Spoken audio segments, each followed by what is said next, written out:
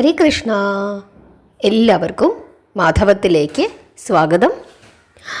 ഇന്ന് എല്ലാവരും വിഷു നന്നായി ആഘോഷിച്ചു എന്ന് വിശ്വസിക്കുന്നു. എല്ലാവർക്കും മാധവത്തിൻ്റെ പേരിൽ വിഷു ആശംസകൾ.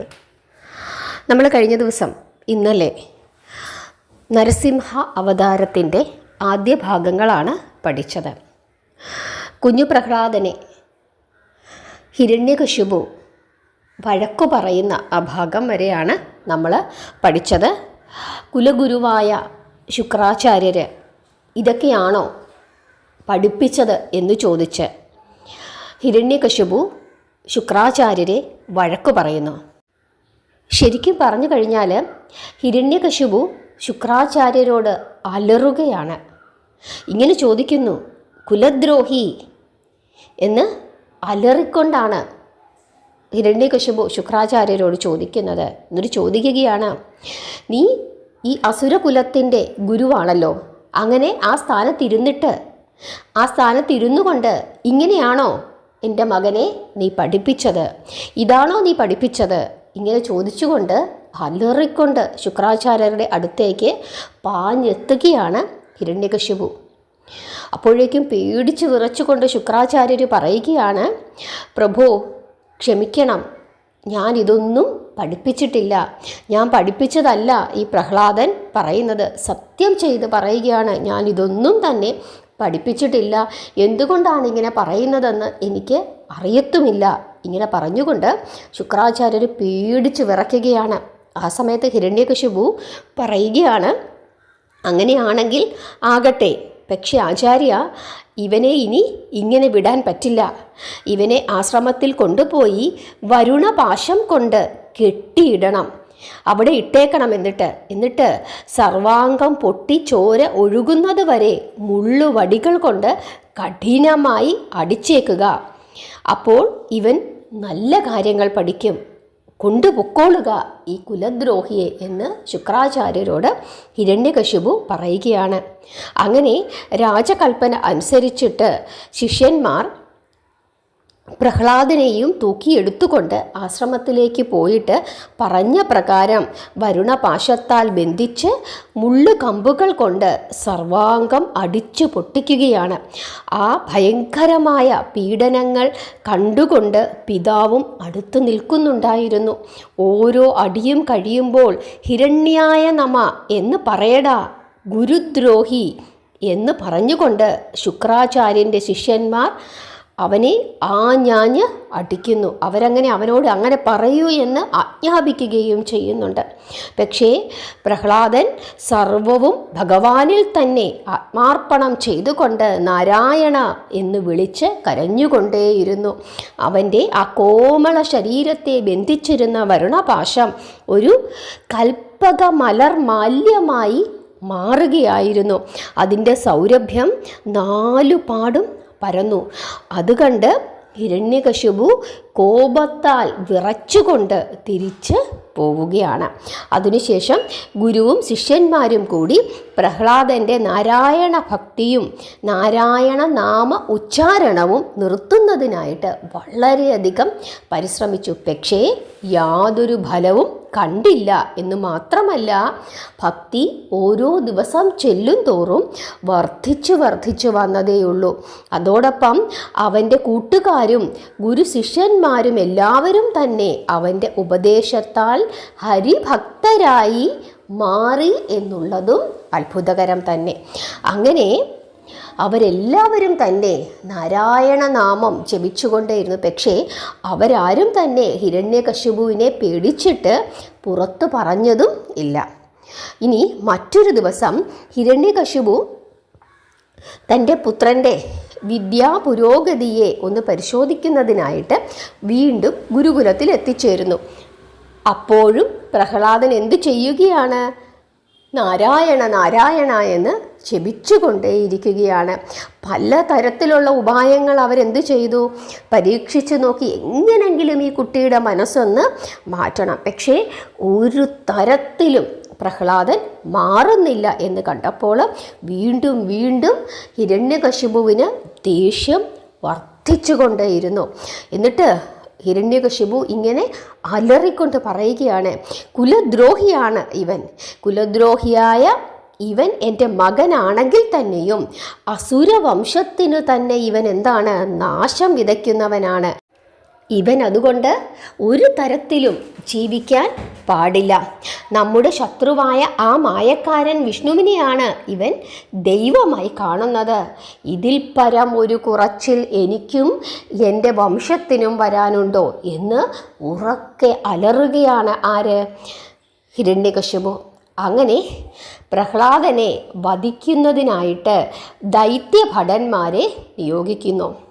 അങ്ങനെ ഈ അസുരന്മാരായ ആ ഭടന്മാർ അവനെ കെട്ടിവലിച്ചുകൊണ്ട്, അതായത് കുഞ്ഞു പ്രഹ്ലാദനെ കെട്ടിവലിച്ചുകൊണ്ട് എല്ലാവരും കാണുക ഒരു മൈതാനത്തിൽ കൊണ്ടുവന്ന് നിർത്തുകയാണ്. ആദ്യം ആരാണ് വെട്ടേണ്ടത് എന്ന് അവർ തമ്മിൽ അങ്ങോട്ടും ഇങ്ങോട്ടും തർക്കമായി. തർക്കം മൂത്ത് അവരെന്ത് ചെയ്തു, പരസ്പരം വെട്ടി മരിക്കുന്നു. പ്രഹ്ലാദൻ സാക്ഷാൽ നാരായണമൂർത്തിയെ ധ്യാനിച്ചുകൊണ്ട് അവിടെ നിൽക്കുന്നു. പ്രഹ്ലാദൻ്റെ മുമ്പിൽ വെച്ചാണ് ഇവരെന്ത് ചെയ്യുന്നത്, പരസ്പരം വെട്ടി മരിക്കുന്നത്. അത് കണ്ടപ്പോൾ കാണികൾ അതിശയിച്ചു. ഹിരണ്യകശിപുവിന് വീണ്ടും വൈരാഗ്യം വർദ്ധിക്കുന്നു. അങ്ങനെ ഹിരണ്യകശിപു ചിന്തിക്കുകയാണ്, എന്ത്, ത്രിലോകാധിപനായ ഈ അസുര ചക്രവർത്തിയുടെ അജ്ഞാശക്തിയെ കെടുത്തിക്കളയാനുള്ള വൈഭവം സദാ വെള്ളത്തിൽ മരവിച്ചു കിടക്കുന്ന വിഷ്ണുവിനുണ്ടോ? അങ്ങനെ ചിന്തിക്കുകയാണ്. വിഷ്ണു തന്നെ ഇപ്പോഴുണ്ടോ? ഞാൻ മുമ്പ് അവിടെ ചെന്നപ്പോൾ, വൈകുണ്ഠത്തിൽ ചെന്നപ്പോൾ അവിടെയൊന്നും കണ്ടിരുന്നുമില്ല. എന്തായാലും അവൻ്റെ ശക്തിയൊന്ന് കാണണം. കശ്യപപുത്രനായ ഹിരണ്യകശിപുവാണ് ഞാൻ. അത് അവൻ അറിയണം. എൻ്റെ ശക്തി വിഷ്ണുവിനെ അറിയിക്കണം. പ്രഹ്ലാദനെ ഈ ഉന്നത പർവ്വതത്തിൽ കൊണ്ടുപോയിട്ട് അവിടെ നിന്നും താഴേക്ക് തള്ളിയിട്ട് കൊല്ലാനായിട്ട് എൻ്റെ സേവകരോട് പറയാം. അവർ അങ്ങനെ തന്നെ ചെയ്യും. നോക്കട്ടെ, വിഷ്ണു അവനെ രക്ഷിക്കാൻ വരുമോ എന്ന് നോക്കട്ടെ. അല്ലെങ്കിൽ കുലദ്രോഹിയായ ഇവൻ അങ്ങ് ചത്തുപൊയ്ക്കൊള്ളട്ടെ, എൻ്റെ മകനാണെങ്കിലും സാരമില്ല. ഇങ്ങനെ ചിന്തിച്ചുകൊണ്ട് പർവ്വതത്തിൻ്റെ മുകളിൽ നിന്നും പ്രഹ്ലാദനെ താഴേക്ക് വലിച്ചെറിയുന്നതിനായിട്ട് ഭടന്മാരെ ചട്ടം കിട്ടുന്നു. തൽക്ഷണം തന്നെ ഭടന്മാർ പ്രഹ്ലാദനെ മലമുകളിൽ കയറ്റി കൈകാലുകൾ കയറുകളാൽ ബന്ധിച്ച് കീഴോട്ട് ചവിട്ടി തള്ളി ഉരുട്ടുന്നു. സച്ചിദാനന്ദ സ്വരൂപനായ സാക്ഷാൽ ശ്രീ വൈകുണ്ഠപതിയെ മനസ്സിൽ ധ്യാനിച്ചുകൊണ്ട് പന്തുപോലെ ഉരുണ്ടുരുണ്ടു വരുന്ന ആ ഓമന ബാലനെ ഭൂമിദേവി തൻ്റെ മടിത്തട്ടിൽ താങ്ങിയെടുത്ത് താലോലിച്ച് യാതൊരു കേടും കൂടാതെ താഴെ കൊണ്ടുവന്ന് നിർത്തുന്നു. എന്തൊരത്ഭുതമാണ് ഇവിടെ നടക്കുന്നത്! ആ മായാവിയുടെ ജാലപ്രവർത്തികൾ എത്രയുണ്ടെന്ന് എനിക്കൊന്ന് കാണണമെന്ന് ചിന്തിച്ചുകൊണ്ട് ഹിരണ്യകശിപു പാമ്പാട്ടികളെ വരുത്തി അഷ്ടനാഗങ്ങളെ കൊണ്ട് പ്രഹ്ലാദനെ കടുപ്പിച്ചു കൊല്ലുവാനായി ശ്രമിക്കുന്നു. പക്ഷേ തക്ഷക തുല്യരും ഉഗ്രവിഷത്തോടു കൂടിയവരുമായ ഭീമാകാരങ്ങളായ മൂർഖൻ പാമ്പുകളെ നാഗപാലകർ പ്രഹ്ലാദൻ്റെ മുമ്പിൽ കൊണ്ടുവന്ന് മന്ത്രം ജപിച്ച് കൂട തുറന്ന് പുറത്തുവിട്ടപ്പോൾ കണ്ണുമടച്ച് ധ്യാനിച്ചു കൊണ്ട് നിൽക്കുന്ന ആ പ്രഹ്ലാദൻ്റെ നേർക്ക് ശീൽക്കാര ശബ്ദത്തോടെ ആ നാഗങ്ങൾ ചീറിപ്പാഞ്ഞടുത്തു. എങ്കിലും കുഞ്ഞു പ്രഹ്ലാദൻ്റെ പാദസന്നിധിയിൽ വന്നപ്പോൾ അവ സ്വയമേവ പത്തി താഴ്ത്തി കാണിച്ച് വന്നിച്ച് അവനു ചുറ്റും 3 പ്രാവശ്യം ഇഴഞ്ഞിഴഞ്ഞ് പ്രദക്ഷിണം വെച്ച് തിരിച്ചുപോയി. ഹിരണ്യകശിപു അന്താളിക്കുന്നു. ഇനി എന്താണ് വേണ്ടത്? അന്നത്തിൽ അവന് വിഷം കൊടുത്തു, ഫലമുണ്ടായില്ല.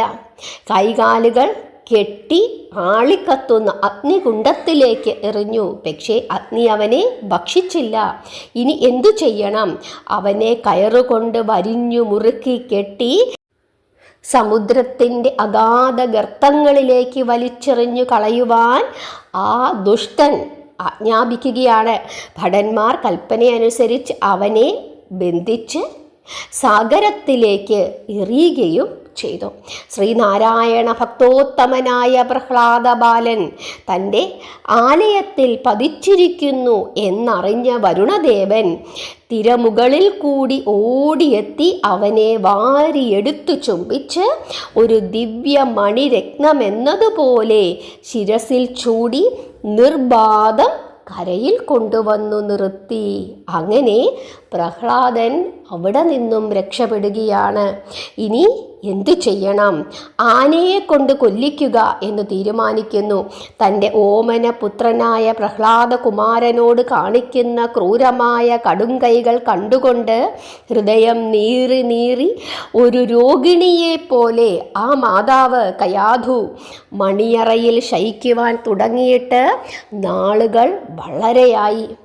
അവളുടെ അനുനയന വാക്കുകളൊന്നും തന്നെ ആ ദുഷ്ടൻ്റെ മുമ്പിൽ വിലപ്പോയില്ല. ക്രൂരന്മാരും കൂറ്റന്മാരുമായ മതയാനകളെ വരുത്തുകയാണ്. എന്നിട്ട് നിരത്തി നിർത്തുന്നു. അവരുടെ മുമ്പിലേക്ക് പ്രഹ്ലാദനെ വലിച്ചെറിയുകയാണ്.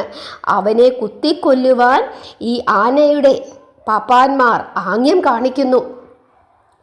സർവവും ജഗന്മയനായ ശ്രീനാരായണ മൂർത്തിയിൽ സമർപ്പിച്ച് കൈകൂപ്പിക്കൊണ്ട് പ്രഹ്ലാദൻ ആ കരിവീരന്മാരുടെ, അതായത് മതയാനകളാണ്, കൊലയാനകളാണ്, അവരുടെ മുമ്പിൽ കണ്ണുമടച്ചങ്ങ് കിടന്നു.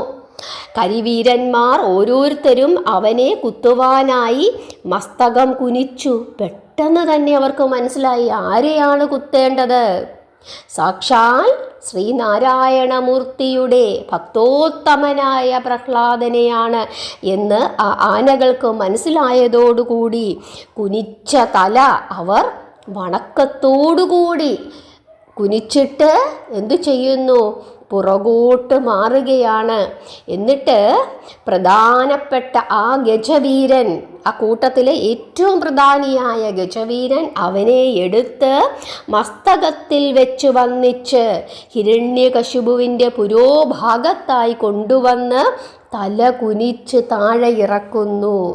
അങ്ങനെ എല്ലാ കരിവീരന്മാരും ഒരുമിച്ച് പാപ്പാന്മാരുടെ ആജ്ഞയെ വകവയ്ക്കാതെ എന്തു ചെയ്യുന്നു? ഈ കരിവീരന്മാരെല്ലാവരും കൂടി പുറകോട്ട് മാറുന്നു. പല തവണ പാപ്പാന്മാർ പറയുന്നുണ്ട് കുത്ത് കുത്ത് എന്ന്. പക്ഷേ ഒരാളും ഒരു ആനയും അത് കൂട്ടാക്കാൻ തയ്യാറായില്ല. ഇതെല്ലാം കണ്ടുകൊണ്ട് അത്യന്തം രോഷാകുലനായി ഹിരണ്യകശിപു കൊട്ടാരമട്ടുപ്പാവിലിരിക്കുകയാണ്. അപ്പോൾ പ്രഹ്ലാദൻ്റെ സതീർത്ഥ്യന്മാരായ ബാലകന്മാർ സദയം ആ അസുരശ്രേഷ്ഠൻ്റെ, ആ അസുര രാജാവിൻ്റെ മുമ്പിൽ ചെന്ന് തൊഴുതുകൊണ്ട് ഇങ്ങനെ പറയുകയാണ്, മഹാപ്രഭോ, കൊച്ചു പ്രഹ്ലാദനോട് ഇങ്ങനെ വൈരാഗ്യം തോന്നരുത്. അവന് സിദ്ധിച്ചിരിക്കുന്ന ഈ വിഷ്ണുഭക്തി, ഈ നാരായണ ഭക്തി മാതാവിൻ്റെ ഉദരത്തിൽ ഗർഭസ്ഥ ശിശുവായി കിടക്കുമ്പോൾ നാരദ മുനിയിൽ നിന്നും കിട്ടിയിട്ടുള്ളതാണ്. ഇതിൽ അവൻ കുറ്റക്കാരനല്ല. ഈ കഥ അവൻ തന്നെ ഞങ്ങളോട് ഒരിക്കൽ പറഞ്ഞു തന്നിട്ടുണ്ട് എന്ന് പറഞ്ഞ് ഈ കുട്ടികൾ ഈ രാജാവിൻ്റെ മുമ്പിൽ, ഈ ഹിരണ്യകശിപുവിൻ്റെ മുമ്പിൽ തൊഴുതുകൊണ്ട് നിൽക്കുകയാണ്. അതുകൊണ്ട് ഇനിയും അവനോട് ഇങ്ങനെ വൈരാഗ്യം കാണിക്കരുത്, അവന് മാപ്പ് കൊടുക്കണം എന്ന് ഈ കൂട്ടുകാർ ഈ അസുര രാജാവിനോട് പറയുന്നു. കുമാരന്മാരുടെ ഇത്തരത്തിലുള്ള വാക്കുകൾ കേട്ട് കൂടുതൽ കോപിഷ്ഠനാവുകയായിരുന്നു ഹിരണ്യകശിപു. എന്നിട്ട് അവരെയും കൂടെ എന്തു ചെയ്യുന്നു? ആട്ടി പുറത്താക്കുന്നു. ആ സമയം പ്രഹ്ലാദൻ മട്ടുപ്പാവിനു താഴെ തൊഴു കയ്യോടുകൂടി നിൽക്കുകയായിരുന്നു. അവനെ തൻ്റെ അരികിലേക്ക് ആ രാജാവ് വിളിക്കുകയാണ്. പേടിച്ച് പിതാവിൻ്റെ അടുത്ത് വന്ന് അവൻ തൊഴു കയ്യോടെ നിന്നു. അപ്പോൾ കാണികളെല്ലാവരും ഇനി എന്താണ് സംഭവിക്കുന്നത് എന്നറിയാൻ വേണ്ടി ആശ്ചര്യപ്പെട്ട് അത്ഭുതപ്പെട്ട് നോക്കിക്കൊണ്ട് നിൽക്കുകയാണ്. ഹരേ കൃഷ്ണ. അപ്പോൾ നേരം ഏതാണ്ട് സന്ധ്യാസമയമായി. രാവും പകലുമല്ലാത്ത സായംകാല സന്ധ്യ. മട്ടുപ്പാവിന് താഴെ കൊട്ടാരമുറ്റത്ത് മന്ത്രിമാരും സേവകന്മാരുമായ ഒട്ടനവധി അസുരന്മാർ നിൽപ്പുണ്ട്. ഹിരണ്യകശിപു മകനെ നോക്കുകയാണ്. എന്നിട്ട് അവജ്ഞയോടെയാണ് ചോദിക്കുന്നത്, എന്താടാ കുട്ടി നീ ഈ വിധം താന്തോന്നിത്തം കാണിക്കുന്നത്? എന്തു കണ്ടിട്ടാണ് നിന്റെ പിതാവിനെയും ഗുരുക്കന്മാരെയും ധിക്കരിച്ച് അവരുടെ പരമശത്രുവായ ആ വിഷ്ണുവിനെ നീ ഇങ്ങനെ സേവിക്കുന്നത്? നീ വംശദ്രോഹിയാണ്. നിനക്ക് മാപ്പു തരാൻ യാതൊരു നിവൃത്തിയുമില്ല. എൻ്റെ പുത്രൻ എന്നുള്ള ഭാവവും സ്നേഹവും ഒന്നും തന്നെ എനിക്കിപ്പോൾ നിന്നോടില്ല. എനിക്ക് നിന്നോട് അത്യധികമായ ദേഷ്യവും വെറുപ്പുമാണ്. എൻ്റെ കയ്യിലിരിക്കുന്ന ഈ വാളിന് നിന്റെ കഴുത്തു ഞാനിന്ന് വെട്ടിക്കളയും. നിന്റെ ബന്ധുവായ ആ കശ്മലൻ വിഷ്ണുവിന് കഴിവുണ്ടെങ്കിൽ ഒന്ന് വന്ന് തടഞ്ഞു കാണിക്കട്ടെ എന്ന് പറയുകയാണ്. അപ്പോൾ പ്രഹ്ലാദൻ തൊഴുകൈയോടുകൂടി തൻ്റെ പിതാവിനോട് ഇങ്ങനെ പറയുകയാണ്, അച്ഛാ, മഹാവിഷ്ണു ശത്രുവല്ല. അദ്ദേഹം ആപത് ബാന്ധവനാണ്, എല്ലാവരെയും രക്ഷിക്കുന്നവനാണ്. അദ്ദേഹം കശ്മലനല്ല, സ്നേഹമയനാണ്. 14 ലോകങ്ങളിലുമുള്ള സർവചരാചരങ്ങൾക്കും അദ്ദേഹം ബന്ധുവാണ്. അദ്ദേഹം സർവവ്യാപിയാണ്. എവിടെയും അദ്ദേഹം നിറഞ്ഞു നിൽക്കുന്നു. അദ്ദേഹം സാക്ഷാൽ നാരായണനാണ് എന്ന് പറഞ്ഞുകൊണ്ട് വീണ്ടും വീണ്ടും നാരായണ നാരായണ എന്ന് ജപിച്ചു. അത് കേട്ടപ്പോൾ എൻ്റെ കൃഷ്ണ, ഹിരണ്യകശിപുവിന് വീണ്ടും ദേഷ്യം വരുന്നു. ഹിരണ്യകശിപു പല്ല് കടിക്കുകയാണ്. പല്ല് കടിച്ചുകൊണ്ട്, നിർത്തടാ നികൃഷ്ട കീടമേ, നിന്റെ ഉപദേശം എനിക്ക് കേൾക്കണ്ട. അവൻ സർവവ്യാപിയാണ് പോലും. അവൻ ഈ നിൽക്കുന്ന തൂണിലുണ്ടോ? ഉണ്ടോ വിഡ്ഢി? നീ പറയൂ, ഈ തൂണിൽ അവനുണ്ടോ? ഈ ലോകം മുഴുവൻ അവൻ നിറഞ്ഞു നിൽക്കുന്നുണ്ടെങ്കിൽ ഈ കാണുന്ന തൂണിൽ അവനുണ്ടോ? ഇങ്ങനെ ചോദിക്കുകയാണ്. നീ പറ എന്ന് പറഞ്ഞ് ദേഷ്യപ്പെടുകയാണ്. അപ്പോൾ കുഞ്ഞു പ്രഹ്ലാദൻ തൊഴുകൈയോടുകൂടി വിറച്ചുകൊണ്ട് തൻ്റെ അച്ഛൻ്റെ മുഖത്തേക്ക് നോക്കിക്കൊണ്ട് പറയുകയാണ്, ഉണ്ടച്ഛാ, അദ്ദേഹം തൂണിലും തുരുമ്പിലുമുണ്ട്. എവിടെയുമുണ്ട് അദ്ദേഹം, എപ്പോഴുമുണ്ട്. അപ്പോൾ ഹിരണ്യകശിപു ധിക്കാരപൂർവം ചോദിക്കുകയാണ്, എന്നാൽ അത് ഒന്ന് കാണുക തന്നെ വേണം എന്ന് പറഞ്ഞിട്ട് ഗർജിച്ചുകൊണ്ട് ഹിരണ്യകശിപു മുമ്പോട്ട് ചാടി കയ്യിലിരിക്കുന്ന ആ വാളിനാൽ ആ തൂണിനെ ഒന്നാഞ്ഞു വെട്ടി. ഇടിവെട്ടും വണ്ണം 8 ദിഗന്ധങ്ങളും പൊട്ടുമാറ് അലറി അട്ടഹസിച്ച് അണ്ഡകടാഹങ്ങളാകെ വിറപ്പിച്ചുകൊണ്ട് മധ്യാഹ്ന ഭാസ്കര പ്രഭയെ വെല്ലുന്ന പ്രകാശോജ്ജല രൂക്ഷനയനങ്ങൾ തുറിച്ചുകൊണ്ടും രക്തവർണാങ്കിതമായ രസനാഗ്രം പുറത്തേക്ക് നീട്ടിക്കൊണ്ടും കൂർത്തു വളഞ്ഞ ദംഷ്ട്രദന്തങ്ങൾ വക്രാന്ത പര്യന്തം കാട്ടിക്കൊണ്ടും ഹനുപ്രദേശങ്ങളെ ത്രസിപ്പിച്ചുകൊണ്ടും ആപാദമസ്തകം നീണ്ട് നിബിഡമായി വിജൃംഭിച്ചിടുന്ന വെള്ളസടകളെ ഇളക്കിക്കൊണ്ടും കൂർത്ത മൂർത്ത നീണ്ടു വളഞ്ഞ നഖങ്ങൾ വിളങ്ങുന്ന കരചരണങ്ങൾ മടക്കി ശത്രുവിൻ്റെ നേർക്ക് ചാടാനുള്ള ഉഗ്രഭാവം നടിച്ചുകൊണ്ടും തീക്കണ്ണുകൾ ഉരുട്ടി തുരുതുരേ ചുറ്റും രൂക്ഷമായി നോക്കിക്കൊണ്ടും പ്രളയകാല മേഘഗർജിത സന്നിഭം ഘോരഘോരം അലറിക്കൊണ്ടും കുറുകി തടിച്ച കഴുത്ത് ഭയാനകമായ വിധം അങ്ങുമിങ്ങും തിരിച്ചുകൊണ്ടും അതിഭയങ്കരമായ ആകൃതിയോടു കൂടിയ ഒരു നരസിംഹരൂപം ആ തൂണിൽ നിന്നും പുറത്തേക്ക് വരുന്നു. ഇങ്ങനെയാണ് ഭാഗവതത്തിൽ വർണ്ണിച്ചിരിക്കുന്ന നരസിംഹമൂർത്തിയുടെ ആ രൂപം. അങ്ങനെ ശിരസ് മൃഗത്തിൻ്റെയും ശരീരം കാട്ടുമനുഷ്യൻ്റെയും എന്നതുപോലെ തൂണിൻ്റെ മധ്യഭാഗം തട്ടിപ്പിളർന്ന് ആ രൂപം, ആ ഭയാനകമായ രൂപം പുറത്തേക്കു ചാടി വരികയാണ്. അത്യത്ഭുത ഭീതിജനകമായ ആ ഘോര സത്വത്തെ കണ്ട് പ്രഹ്ലാദൻ പേടിച്ചു വിറച്ചു നിന്നുപോയി. അസുരന്മാർ തങ്ങളുടെ മായ കൊണ്ട് തന്നെ സംഹരിക്കുവാൻ നിർമ്മിച്ച വല്ല ദുർഭൂതവുമായിരിക്കുമോ? അതൊന്നുപോലും ആ പാവം ആ കുഞ്ഞ് സംശയിക്കുകയാണ്. ഭയം വർദ്ധിച്ചപ്പോൾ തൻ്റെ ഉള്ളത്തിൽ പ്രതിഷ്ഠിച്ചിട്ടുള്ള ശ്രീനാരായണനെ തന്നെ ധ്യാനിച്ചുകൊണ്ട് അഞ്ജലിബദ്ധനായി പ്രഹ്ലാദൻ അവിടെ നിന്നു എന്നാണ് ഭാഗവതത്തിൽ പറഞ്ഞിരിക്കുന്നത്. അങ്ങനെ ഹിരണ്യകശിപുവിനെ വധിക്കുവാനായി കാരുണ്യവാരിധിയായ ശ്രീഹരി കമലാവല്ലഭൻ നരനും മൃഗവുമല്ലാത്ത നരസിംഹരൂപത്തിൽ പകലും രാത്രിയുമല്ലാത്ത സന്ധ്യാസമയത്ത് അവതാരം ചെയ്തിരിക്കുകയാണ്. ഹരേ കൃഷ്ണ. നാൻമുഖൻ പോലും, അതായത് ബ്രഹ്മദേവൻ പോലും ആ ഭീകര രൂപം കണ്ട് ഭയപ്പെട്ടു പോയി എന്നാണ് ഭാഗവതം വർണ്ണിക്കുന്നത്. അപ്പോൾ ഹിരണ്യകശിപു സാക്ഷാൽ നരസിംഹമൂർത്തിയെ അതൊരു ജന്തുവായി കാണുകയാണ്. എന്നിട്ട് അതിനെ വെട്ടിമുറിക്കുവാനായി വാളും വീശിക്കൊണ്ട് മുമ്പോട്ട് അടുക്കുകയാണ്. എന്നിട്ട് അവർ തമ്മിൽ അത്യുഗ്രമായ ഒരു ദ്വന്ദ്വയുദ്ധം നടക്കുകയാണ്.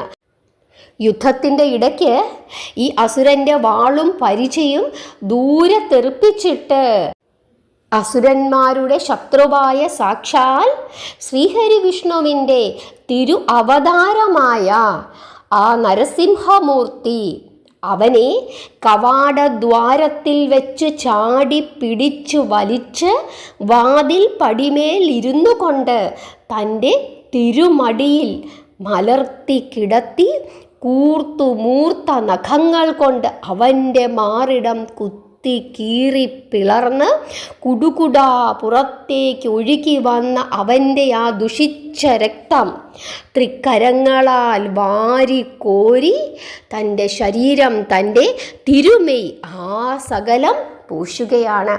നീണ്ട കുടൽമാലകൾ ആ തൃക്കയ്യാൽ വലിച്ചു പറിച്ച് തിരുവക്ഷസിൽ അണിഞ്ഞുകൊണ്ട് ലോകം മുഴുവനും നടുങ്ങുമാറു വീണ്ടും ഒന്ന് ഗർജിക്കുന്നു നരസിംഹമൂർത്തി.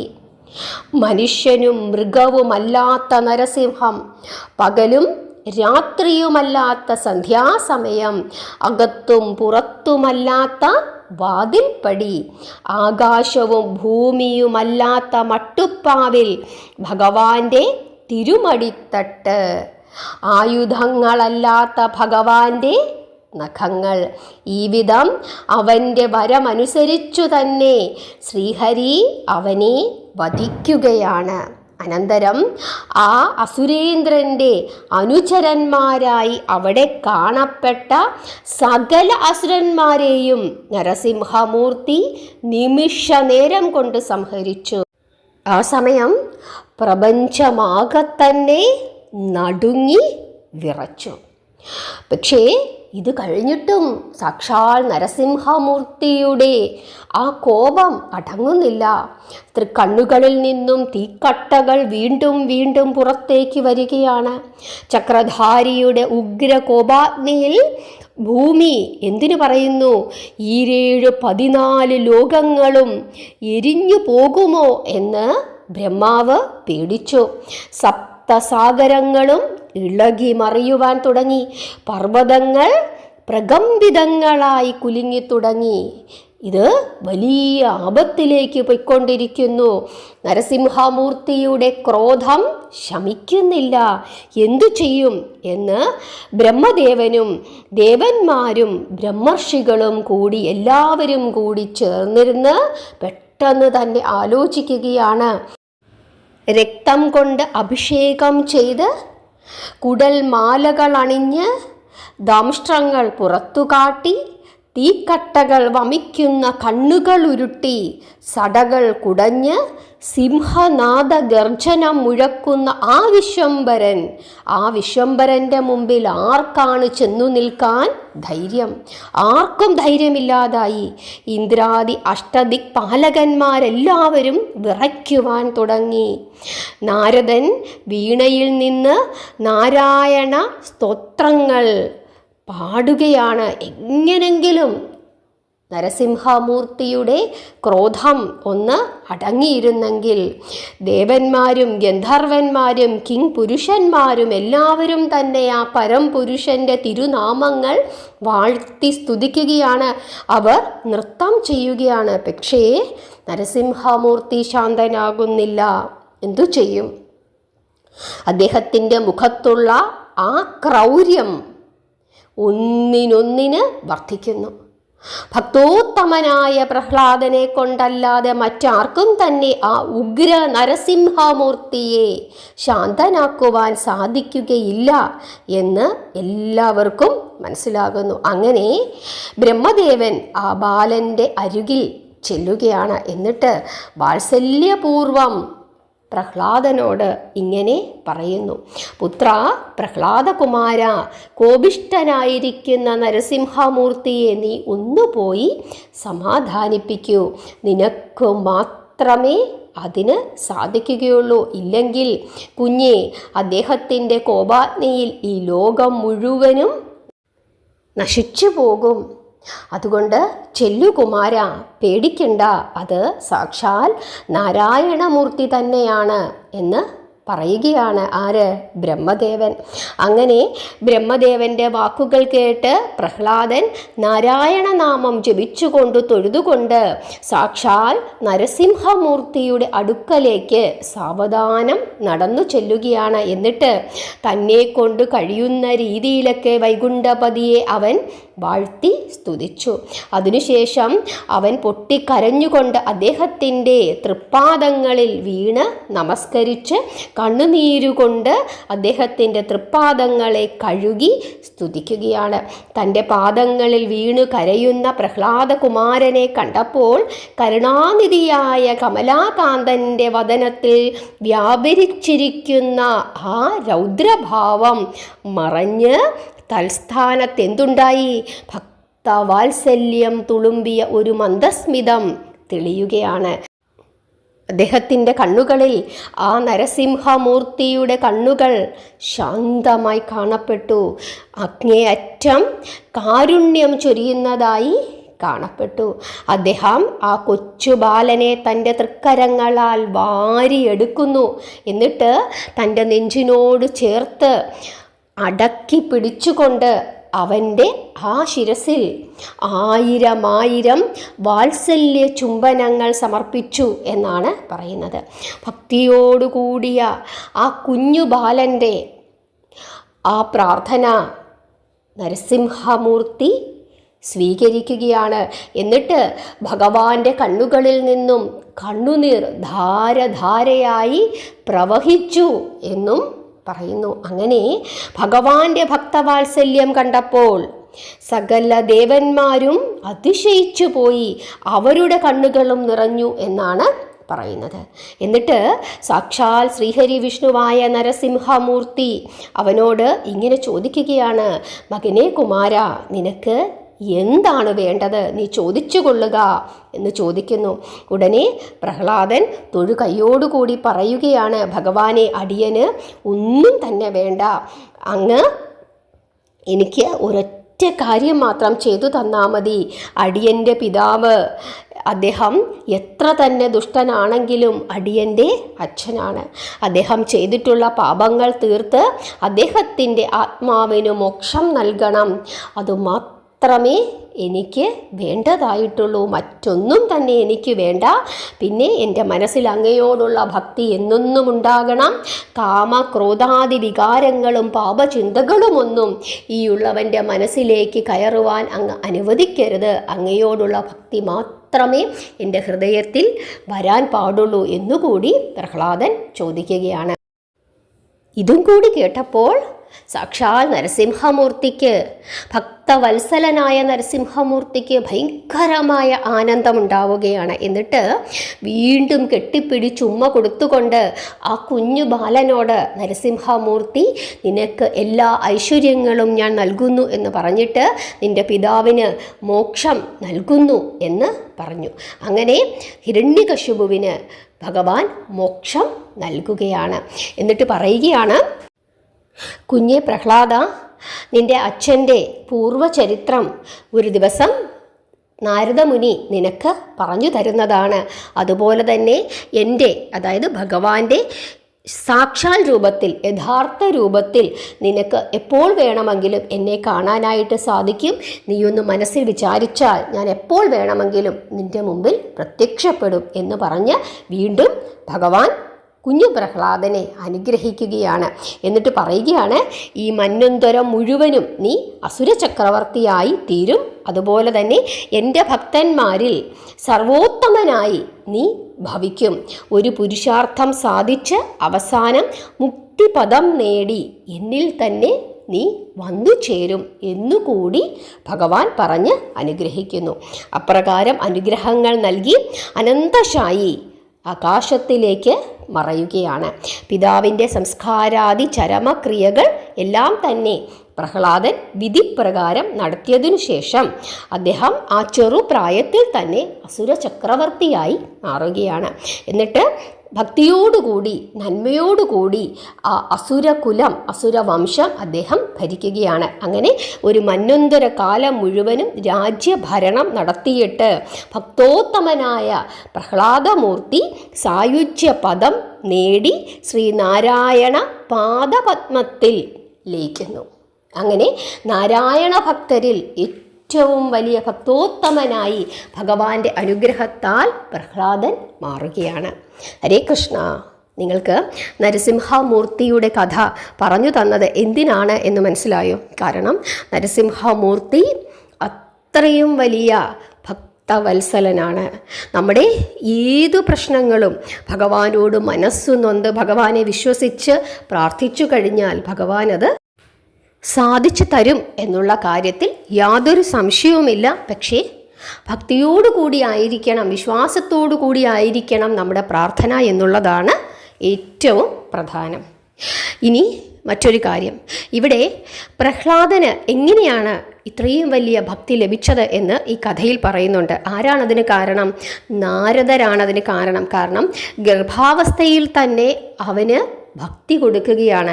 അതുകൊണ്ട് നമ്മൾ ഓരോരുത്തരും, പ്രത്യേകിച്ച് ഗർഭിണികളായ സ്ത്രീകൾ, തീർച്ചയായിട്ടും ഭഗവാന്റെ കഥകൾ വായിക്കുകയും ഭഗവാന്റെ കഥകൾ കേൾക്കുകയും ഭഗവാന്റെ നാമങ്ങൾ പാടുകയും കേൾക്കുകയും ഒക്കെ തന്നെ ചെയ്യണം.